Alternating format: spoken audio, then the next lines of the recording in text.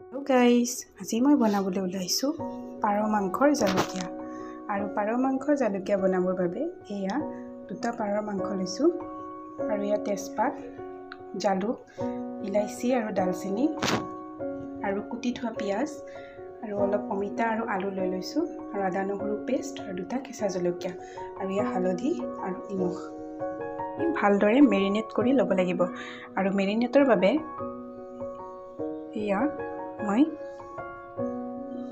হালধি দিছো,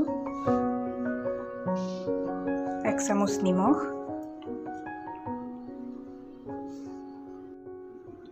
মিঠাতেল অলপ দিছো, কেঁচা মিঠাতেল দিব লাগিব, গোটেইখিনি ইয়াতে দি দিব লাগিব আৰু আদা নহৰু পেষ্ট ভালদৰে সানি ল'ব লাগিব।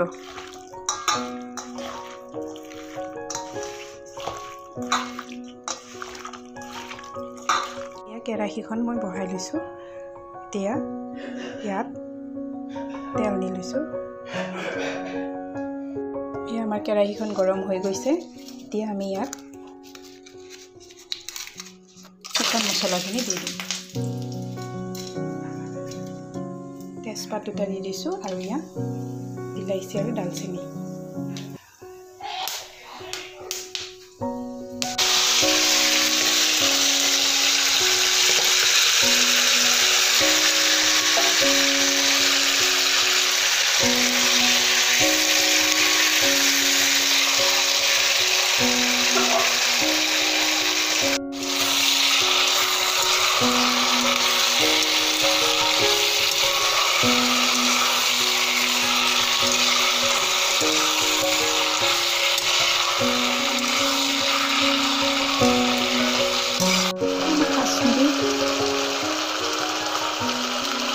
অকমান ভাজা হৈ গ'ল।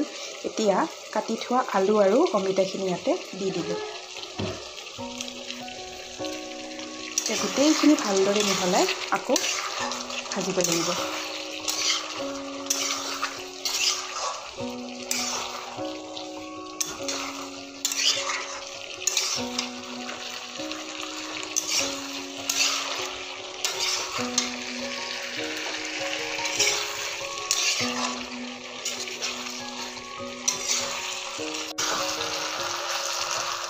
মাংসত অমিতা এইটো কাৰণে দিয়া হয় কাৰণ অমিতাটো পেটৰ কাৰণেও ভাল, লগতে মাংসখিনি সিজাত সহায় কৰে। এয়া মাংসখিনি মই ভাজি আছোঁ। মাংসৰ পৰা লাহে লাহে তেল এৰিব আৰম্ভ কৰিছে।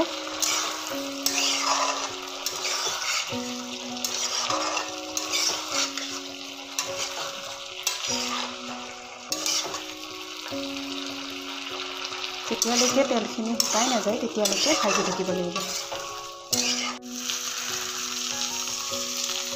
এতিয়া মাংসখিনি শুকান হ'বলৈ ধৰিছে আৰু এতিয়া আমি ইয়াত কুহুমীয়া গৰম পানী অকণমান দি দিম।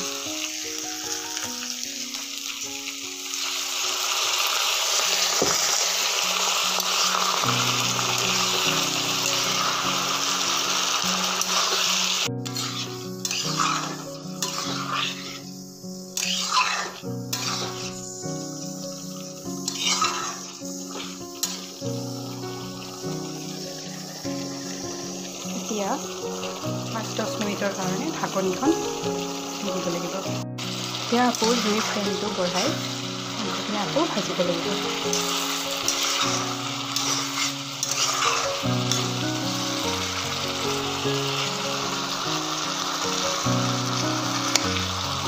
মই ইয়াত বেছিকৈ পানী দি মাংসখিনি উতলিবলৈ দিম।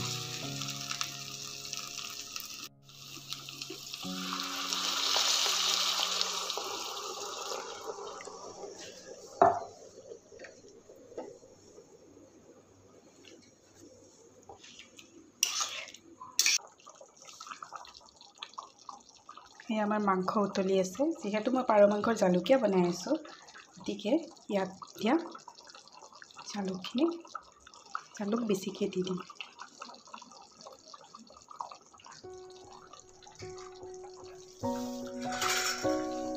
শেষত অকণমান কেঁচা ধনিয়া ইয়াতে দি দিছোঁ।